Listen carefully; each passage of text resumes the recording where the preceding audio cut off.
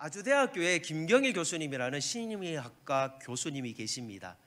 그 교수님께서 동서양인의 뇌의 구조가 다르다는 어떤 재미있는 심리 테스트를 했습니다. 한 가지 예를 들어서 여러분, 동양인은요 분수와 폭포 중에 어느 것을 더 좋아할 것 같습니까? 동양인은요 폭포를 더 좋아하고 분수를 덜 좋아한다는 겁니다. 그러나 반대로 서양인들은 폭포보다 분수를 더 좋아한다고 합니다. 사진을 한 장 준비했습니다. 펜더곰, 원숭이, 바나나가 있습니다. 두 개씩 묶을 수 있는데요, 원숭이와 펜더곰도 묶을 수 있고 원숭이와 바나나로도 묶을 수 있고 펜더곰과 바나나로도 묶을 수 있습니다. 세 가지의 묶음 중에 여러분 어떻게 묶으실 것입니까? 생각하셨어요? 네, 서양인들은요 펜더곰과 원숭이를 묶는답니다. 같은 포유류이기 때문에 동물끼리, 식물은 식물끼리 묶는다는 거죠. 그런데 우리 동양인들은 관계 중심적이기 때문에 원숭이는 바나나를 좋아하니까 바나나를 좋아하는 원숭이는 뗄래야 뗄 수 없다는 관계적으로 그렇게 묶게 된다는 겁니다. 여러분 그렇게 생각하셨습니까? 아유 감사합니다. 아니면 큰일 날 뻔했는데. 여러분 우리가 직장생활 하다 보면 직장 상사가 한 번씩 내가 맛있는 거 사줄게 그러면서 오늘은 뭐 사주실 건데요? 따라갔는데 자기가 별로 좋아하지 않는 메뉴가 나왔어요. 메뉴가 민어탕이에요. 여러분 민어탕이 비싼 음식이잖아요. 근데 좋은 상사의 마음으로 밥을 사주었지만 부하 직원은 따라가면서도 먹긴 먹었는데 별로 행복해 보이지는 않았던 것 같습니다. 근데 시간이 지나고 이 직장 상사와 부하 직원 간에 불필요한 오해가 생기고 갈등이 생겼습니다. 내가 니한테 얼마나 돈을 쓴지 아냐? 내가 너에게 민어탕도 사주고.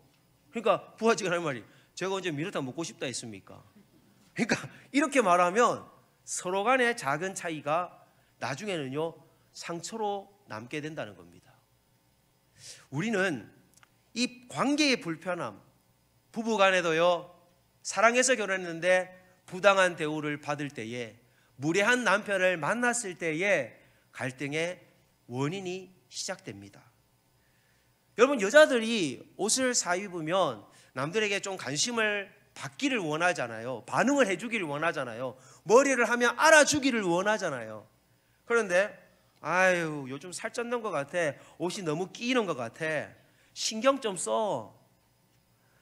동료가 나에게 칭찬해 주는 게 아니라 살 좀 빼! 그 말을 하면 네가 내한테 옷 사준데 뭐 돈 보태준 거 있냐? 그러면서 화가 치밀어 오를 수 있습니다.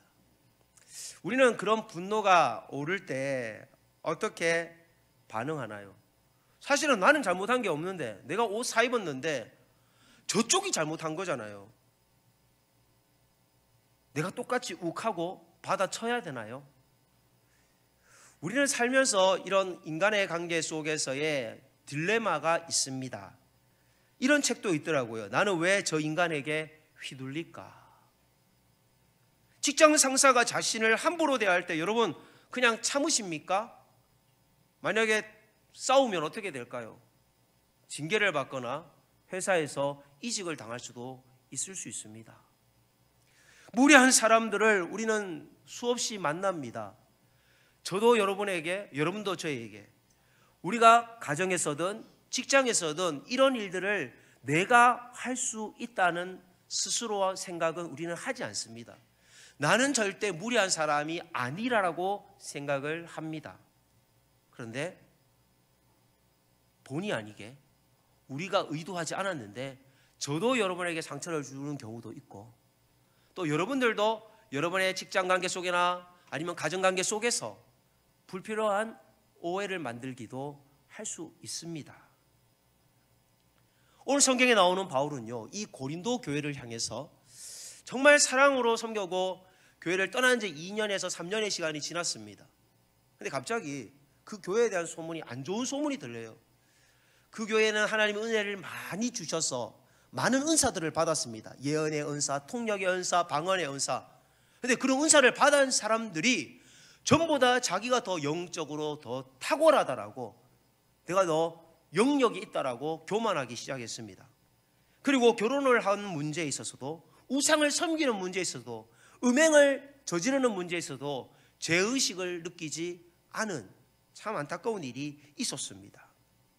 그래서 오늘 사도 바울이 이 영적인 질서를 바로 세우기 위하여 고린도서 13장에서 가장 중요한 것은, 가장 좋은 길은 바로 사랑이다. 그래서 고린도서 13장 우리는 사랑장이라고 합니다. 그런데 이 고린도서의 사랑장 다음 장인 14장을 제가 읽어보니까 참 특이한 점이 있습니다.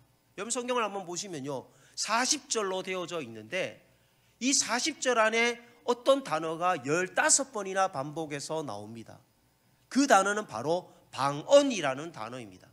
방언은요, 우리가 말하듯이 사투리가 아니라 이제 하나님께서 영적으로 성령의 감동으로 주셔서 천국의 언어라고 하는 것을 방언이라고 우리가 합니다. 그런데 이런 것들을 무분별하게 자기의 어떤 유익만을 위해서 교회 안에 사용하니까 고린도전서 14장 마지막 40절에 은사에 대하여 이렇게 결론을 내립니다. 모든 것을 품위 있게 하고 질서 있게 하라. 여러분, 내가 아무리 하나님의 언어를 받았다 할지라도 내가 좋다라고 다 좋은 것이 아니라는 겁니다. 그것이 성령의 은혜라 할지라도 내가 아무리 좋은 일을 해도 그것이 교회의 유익이 되느냐, 우리는 한번 짚어볼 필요가 있습니다. 서로에게 유익한 것, 그것이 진정한 사랑이죠. 여러분, 하나님은 오늘 우리에게 하나님의 사랑을 사모하는 마음을 가지라고 합니다. 하나님의 사랑을 어떻게 사모할 수 있을까요? 첫 번째, 나와 상대방의 행복을 함께 고려해 주십시오. 한번 따라합시다. 나와 상대방의 행복을 고려합시다. 나와 상대방의 행복을 고려합시다. 고린도 시민들은요, 사랑의 신 아프로디테라는 신을 좋아했습니다. 여러분 그리스 신화를 아시지만 정욕의 신, 그리고 육체의 신이죠. 세상의 쾌락적인 사랑을 표현합니다. 그러나 고린도 시민들이 몰랐던 사랑이 있었는데 그것은 바로 아가페의 사랑입니다. 아가페의 사랑은 하나님의 사랑입니다. 사실 성경에서 말하는 품위 있게 질서 있게 행하라는 것은 아가페의 사랑에서 시작됩니다. 우리는 저만 봐도 사실 사랑의 모습이 없습니다. 제 안에 하나님의 은혜가 충만하면 사랑하는 것이 많아지고, 내 안에 일이 많아지고, 삶의 여러 가지 고단한 일들이 일어나며 힘든 일이 있을 때마다 점점 은혜가 고갈되어져서 내 영혼의 스펀지가 얇아지면 얇아질수록 사람들에게 짜증내고 혈기가 나오는 것을 보게 됩니다. 여러분, 우리는 사랑을 만들어낼 힘이 없는 반사체입니다. 오직 사랑은요, 하나님에게만 있는 발광체신 하나님에게 우리가 그 빛을 받을 때만, 하나님의 사랑을 사모할 때만 그것을 전달할 수가 있습니다. 우리는 나와 상대방의 행복을 고려하기 위해서 우리는 오늘 하나님의 사랑을 어떻게 사모해야 될까요? 첫 번째로 고린도전서 13장 1절 말씀을 함께 보겠습니다. 내가 사람의 방언과 천사의 말을 할지라도 사랑이 없으면 소리나는 구리와 울리는 꽹과리가 되고, 고린도 교회에 그 당시에 이방 제산을 쌓는 이방 신전에서는요, 어떻게 예배를 드리느냐, 꽹과리를 치면서 예배를 드렸다는 거예요. 꽹과리를 우리가 지금으로 말하면 심벌즈라고 볼 수가 있습니다. 징징 이렇게요. 그리고 소리나는 구리라는 건 여러분 아시겠지만은 황동이죠. 황동. 우리가 영어로는 브라스라고 합니다. 이런 금관악기를 가지고 예배를 드리면서 그들은 신을, 하나님이 아닌 우상을 섬겼다는 겁니다. 그런데 그렇게 휘황찬란한 예배를 드려도 사랑이 없으면 꽹과리가 된다는 겁니다. 소리나는 구리일 뿐이라는 겁니다. 그리고 2절에도 사랑이 없으면 뭐라고요? 산을 옮길 만한 당신에게 믿음이 있을지라도 그거 아무것도 아니다, 주님은 말씀하십니다. 3절에서도요, 사랑이 없으면 당신이 당신의 모든 것을 구제 헌금으로 그리고 누군가를 돕는 일에 헌신해도 그리고 당신의 몸을 불사르게 내어줄지라도 아무 유익한 일이 없다는 겁니다. 우리는 사랑에 대해서 오해하고 있지 않습니까? 내가 사랑하는데 당신이 안 받아주는 것에 대한 우리는 섭섭함만 가지고 있었습니다. 그런데 실제로 우리의 사랑에 가장 중요한 사랑이 빠져 있었던 것입니다. 사랑이 우리 삶에 없으면 내가 아무리 어떤 일을 해도 유익한 것이 아니라는 겁니다. 우리는 사랑이 제일인 이유가 첫째, 내가 사랑이 없으면 내가 아무것도 아니라는 것, 사랑이 없으면 내게 아무 유익이 없다는 것, 이 말씀을 꼭 잊지 마십시오. 대부분의 사람들이 추상적인 사랑을 생각합니다. 관념적이죠. 사랑이라는 것은 눈에 보이지 않는 것으로 표현합니다. 그러나 사랑은 동사입니다. 사랑은 몸으로만 말하는 것이 아니라 마음으로도 몸으로도 같이 반응하는 것입니다. 만약에 집에 강도가 왔습니다. 아내를 보호하고 자녀를 사랑한다면 내 몸을 던져서 강도를 막아내는 것이 그게 진정한 사랑입니다. 강도가 모든 것을 가져가도록 내버려 두는 것, 강도 마음대로 할 수 있도록 그냥 가만히 있는 것, 그건 사랑이 아닌 거죠. 여러분, 알코올 중독에 빠진 남편이 있습니다. 그 남편을 여러분 어떻게 하는 것이 사랑일까요?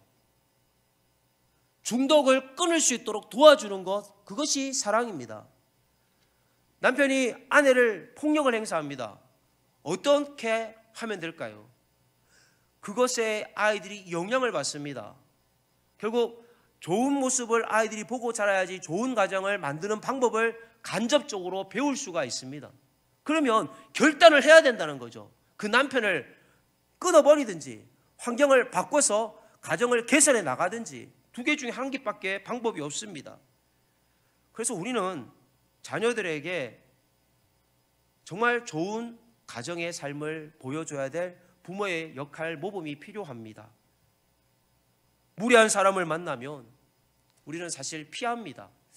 피하면 그 사람하고 안 부딪히면 되겠지. 그래서 시간이 지나도요 또 그런 사람들이 내 주변에는 생기지 않습니까? 여러분, 자녀들을 양육할 때 청소년 자녀들의 마음속에 어떤 상처를 받으셨는지 모르겠지만 보통 이런 경우들이 많죠. 자녀들이 어머니 날 위해 뭘 해줬냐고, 왜 날 낳으셨습니까? 어머니 상처 주는 팍팍 그런 말들을 던지지 않습니까? 그렇다고 해서 자녀가 열심히 공부하느냐? 집안일도 안 도와주고 뭐 설거지도 안 도와주고. 제가 사파를 하나 보여드리겠습니다. 그 어머니 말이 이렇습니다. 그냥 사진 그대로 읽을게요. 내가 네 시다발이냐? 여러분, 방 침대에 누워서 핸드폰만 보고 있고 공부 안 하고 있는 속 터지는 자녀를 보는 부모의 마음을 여러분 얼마나 가슴 답답하겠습니까? 사실 화낸다고 자녀와 관계가 개선되면 좋으련만 절대 이런 청소년 자녀는요 그냥 여러분 대화를 해야 돼요. 이 자녀가 자신의 꿈의 정체성을 찾아갈 때까지 기다려줘야 됩니다. 사실 아이들과 소통하는 법을 익혀야만 한다는 겁니다. 우리가 관계 속에서 어떻게 하면 소통하는 방법을 배울 수 있을까요? 그것은 하나님의 사랑을 사모해야만 합니다. 두 번째, 하나님을 사랑을 어떻게 사모해야 되느냐? 두 번째, 참아야 하는 겁니다. 한번 따라합시다. 참아야 합니다. 참는데 그냥 무조건 참는 게 아니에요. 그러면 나는 굶잖아요. 나는 죽어요. 무조건 참는 게 아니에요. 어떻게 참아라고 성경은 말씀하느냐? 하나님이 먼저 나를 참아주셨다는 그 관점에서 참아야 됩니다. 하나님을 나 같은 죄인을 구원해 주셔서 오늘 이 자리에 있기까지 해주신 것, 그 관점에서 참아야만 합니다. 누가복음 17장에 보면요, 베드로가 예수님께 예수님, 내가 예수님 믿고 조금 참기로 했는데 몇 번까지 참아야 됩니까? 참아야 되는 횟수를 예수님께 질문을 했습니다. 17장 4절에 보면 만일 하루에 7번이라도 네가 죄를 짓고 7번 내게 돌아와 내게 회개하노라 하거든 너는 용서하라 하시더라. 너에게 잘못한 사람이 와서 나 잘못했다라고 너에게 7번 하루에 용서를 구하면 너 용서하라. 그러나 다음에 보면요 70번씩 7번이라도 490번이라도 용서해야 된다. 그러니까 어떤 용서의 범위가 정해져 있지 않는 하나님은 끝없이 용서할 것을 말씀합니다. 그러나 오늘 이 17장 4절 앞절인 3절에 보면요, 무조건 용서부터 하라는 것을 말하지 않고 3절에 중요한 말을 하나 언급을 합니다. 너희는 스스로 조심하라. 나도 조심하고 상대방도 조심해야 돼요. 만일 형제가 죄를 범하거든 경고하고 회개하거든 용서하라입니다. 그쪽이 용서를 나한테 구하지 않으면요, 내가 용서해 줄 필요가 없습니다. 요셉이 형들에게 미움을 받아서 구덩이에 갇혔다가 이스마엘 상인들에게 팔려서 애굽에 갔습니다. 여러분, 흉년이 들어서 형들이 가나안 땅에서 애굽에 곡식을 사러 왔습니다. 그때 요셉이 형에게 뭐합니까? 내가 형 요셉이에요 라고 바로 얘기했습니까? 아니면 형들의 진심을 파악했습니까? 형들이 동생 베냐민을 놓고 얼마나 자기 부인을 하는지, 희생을 하는지를 관찰했습니다. 우리는 요셉이 형들을 바로 용서해 주지 않은 그 형들에 대한 생각을 우리가 기억해야만 합니다. 나도 실수할 수 있고 나도 죄를 범할 수 있고, 그러기에 우리는 회개하면 용서는 해줘야 되지만 나한테 무리하게 하는 사람에 대해서 내가 덮어놓고 무조건 용서해주면 여러분, 그 사람은 잘못되어진 학습으로 계속해서 그것이 문제의식을 가지지 않게 되는 것입니다. 그러나 내가 용서해 주지 않는 하나님 앞에서 하나님보다 더 위에 있는 심판자가 되어서는 안 됩니다. 그렇다고 내가 누구를 용서해 줬다고 해서 그 사람이 나한테 뭘 잘못했는데 내가 용서해 줬어라고 떠벌리고 다녀서도 안 됩니다. 노아의 아들들이, 노아 자신의 아버지가 술 먹고 만신창이의 모습으로 아랫도리를 벌써놓고 잠들었었습니다. 그때 둘째 아들이 아버지의 허물을 덮어주기보다는 사람들에게 떠벌리고 다닙니다. 그러나 첫째와 셋째 아들은 뒷걸음질 쳐서 아버지의 허물을 덮어드립니다. 여러분, 어느 아들이 아버지가 기뻐했을까요? 첫째와 셋째겠죠. 상대의 허물을 떠벌리기보다 상대를 위해서나 나를 위해서 여러분 이해하고 기도해 주는 것, 상대방이 스스로 자기의 잘못을 깨달을 수 있도록, 아니면 상대방이 내가 겪었던 그 감정을 본인이 깨달아서 자기의 잘못을 뉘우치고 나에게 용서를 깨달을 수 있도록 여러분 그렇게 기도해 주는 것이 가장 바람직한 용서의 방법입니다. 바울이 오늘 사도의 권위를 가지고 교회가 분열이 되고 일치되지 못한 그런 고린도 교회의 아픔을 어떻게 화목케 했느냐, 연합시켰느냐, 바로 고린도전서 13장 5절부터 7절의 말씀으로 우리가 사랑할 것을 말씀합니다. 여러분, 이 앞에 말씀해 보면 동그라미 3개가 화면에 띄어져 있을 겁니다.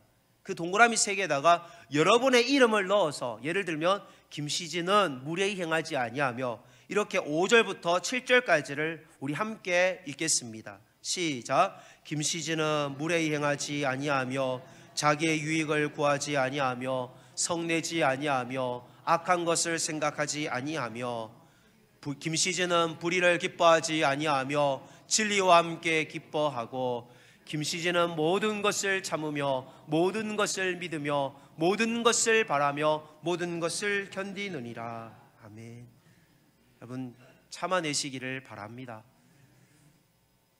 여러분, 사울 왕이 되기 전에 베냐민 지파, 이스라엘의 막내 지파였는데 왕으로 선출되자 불량배들이 사울이 뭔데 왕이냐 그렇게 놀렸습니다.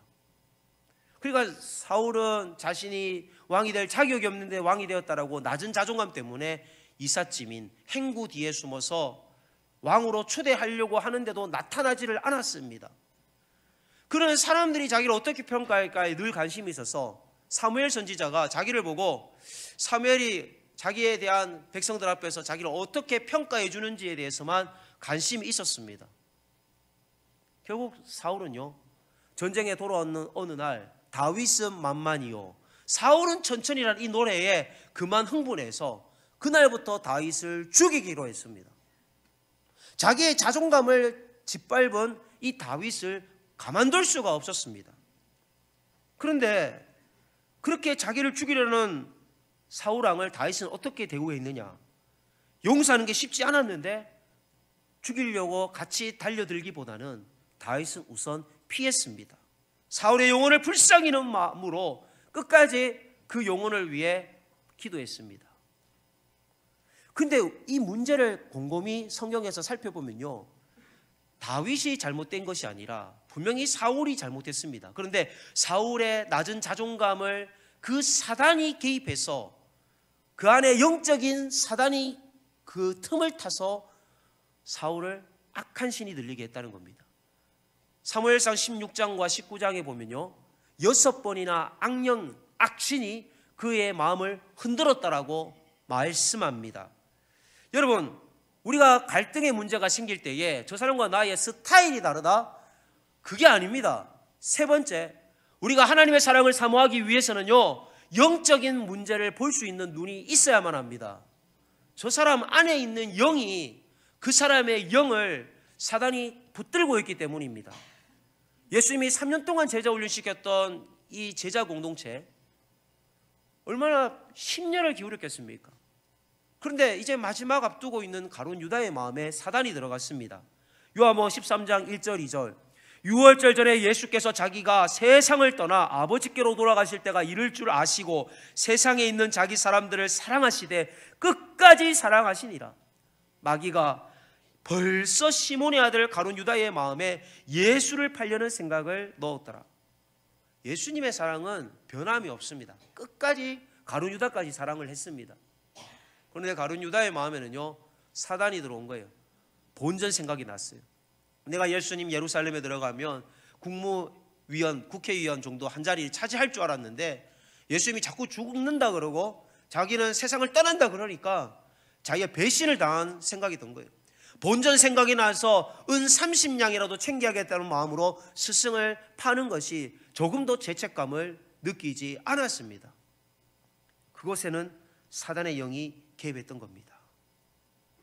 우리도 기도하지 않고 우리 자신을 그냥 방임하고 있으면 가정 안에, 교회 안에, 우리나라 안에 이런 사단이 서로를 이간질시키는 그런 어둠의 영적인 공격을 받을 수밖에 없습니다. 우리가 마귀를 대적한다고 해서 그 상대방을 바라보고 내가 마음에 안 드니까 이 마귀야 물러가라 이렇게 말해서는 절대 안 됩니다. 아시겠죠? 여러분, 그 영혼을 바라볼 수 있어야만 돼요.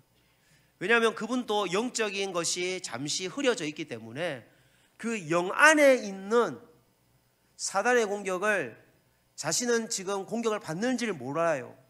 그러나 상대방이 나를 좋아하는지 싫어하는지는 분별할 수 있는 눈이 있습니다.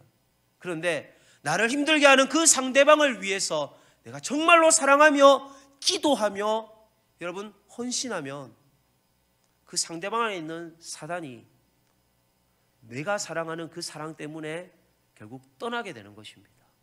그 상대방이 나에게 와서 나도 잘못했다라고 스스로를 낮추게 되는 것입니다. 가룟 유다가 마지막으로 더 회개할 수 있는 기회를 예수님은 주셨습니다. 마태복음 26장 24절에 보면 예수님이 인자를 파는 그 사람에게는 화가 있다. 네가 태어나지 아니했으면 좋을 뻔했다. 마지막 회개할 시간을 최후의 만찬에 때 얘기했습니다. 그러나 가룟 유다는 그 타이밍을 놓쳤습니다.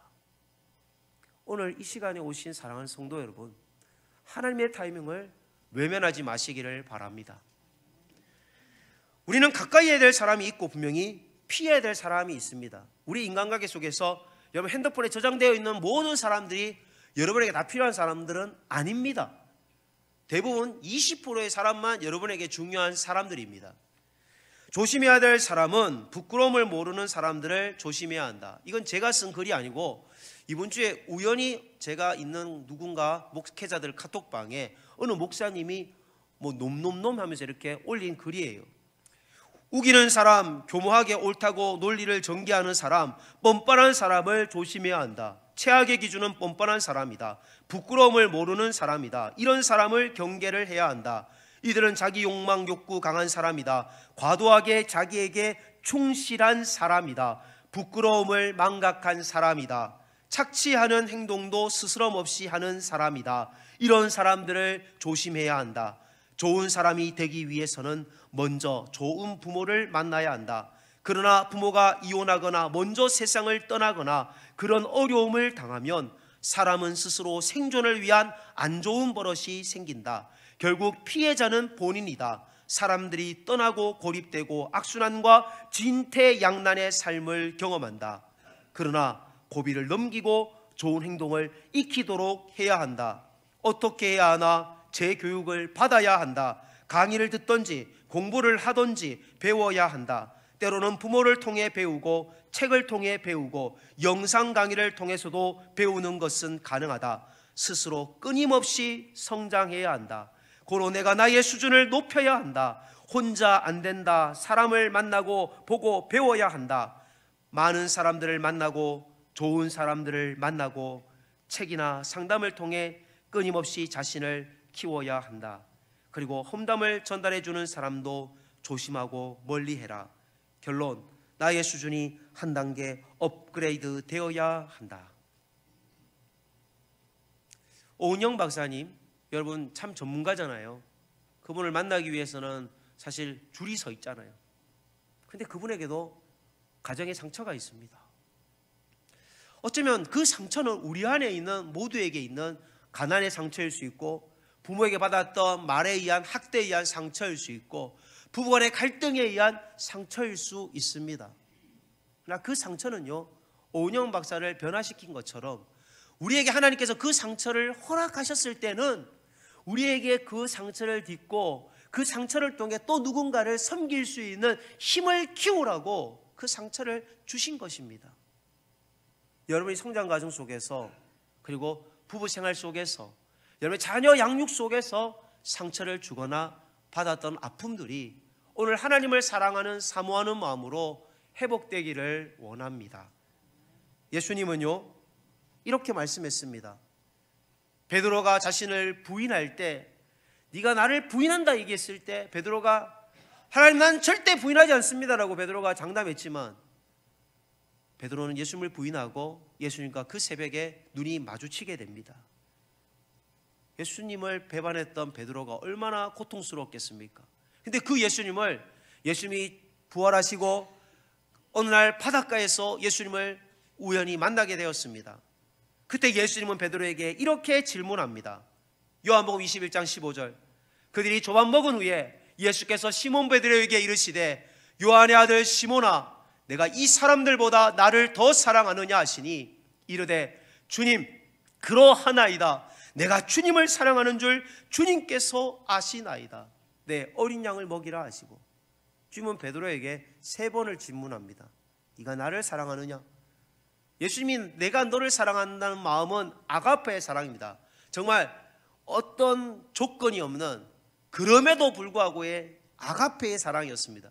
그러나 베드로는 반응하기를 필레오의 사랑, 주님 내가 주님을 사랑한 줄 주님이 아십니다. 우정의 사랑인 거죠. 주님이 다시 질문합니다. 내가 너를 사랑하는데 너는 나를 사랑하느냐? 아가페 사랑을 질문합니다. 주님, 베드로가 필레의 사랑으로 또 고백을 합니다. 마지막 예수님이 네가 필레의 사랑으로 나를 사랑하느냐? 질문할 때 베드로가 주님 그렇습니다라고 고백을 합니다. 사실 우리는요, 주님 사랑에 우리는 아직도 부족합니다. 우리는 아가페의 사랑을 받았지만은 필레의 사랑으로 우리는 사랑한다라고, 우리는 다 사랑했다라고 생각을 합니다. 그러나 그 어떤 사랑이든 간에 교회를 세우고 가정을 세우고 이 나라를 세우는 것은 사랑이지 우리의 똑똑한, 우리의 잘남과 지식이 아닙니다. 고린도전서 8장 1절에 보면 지식은 교만하게 하며 사랑은 덕을 세웁니다. 우리가 이 땅을 살면서 고린도서 13장 마지막 절에 보면 믿음, 소망, 사랑 이 3가지는 항상 있다라고 얘기합니다. 천국까지 가는 것이 바로 사랑인데, 그 사랑을 고린도서 13장 8절에 이렇게 얘기합니다. 사랑은 떨어지지 않는다. 방언도 끝나고 지식도 끝나고 예언도 끝나지만 교회에 아무리 어떤 은사를 가지고 위대한 업적을 남겨도 다 폐하여지지만 사랑만은 끝까지 떨어지지 않는다는 겁니다. 우리가 아직 사랑하는 것이 미숙하다면 어린아이와 같은 믿음을 가졌기 때문입니다. 어린아이는 부모의 생각까지 미치지 못하기에 자신의 일에 불편한 것을 쉽게 투정하고 분내고 다툽니다. 어린아이는 자신의 입장에서만 모든 것을 생각합니다. 어린아이는 다른 사람을 배려할 능력이 준비되어져 있지 않습니다. 저와 여러분은 어떻습니까? 오늘 어린아이 같은 사람이 아니라 주님께서는 정말 장성한 사람의 믿음으로 사랑할 수 있기를 원하고 있습니다. 이제 크리스마스입니다. 크리스마스를 대망하는 우리의 마음 가운데에 어쩌면 관계 때문에 지금 불편했던 그런 생각들이 여러분 마음에 떠오르신다면 하나님께 이 찬양을 부르면서 기도했으면 좋겠습니다. 하나님, 나는 사랑할 수 있는 힘이 없지만 그 사람을 용서할 수 있는 마음을 주시고 그 사람 안에 나에게 잘못한 것이 무엇인지 깨닫게 할 수 있는 마음을 주셔서 관계가 회복되게 해 주옵소서. 그리고 내 안에도 저 사람 안에도 상호간의 행복을 하나님 허락해 주옵소서. 우리는 지금까지의 모든 상처를 오늘 이 찬양을 부르면서 털어버리실 수 있기를 간절히 축원드립니다. 찬양하겠습니다.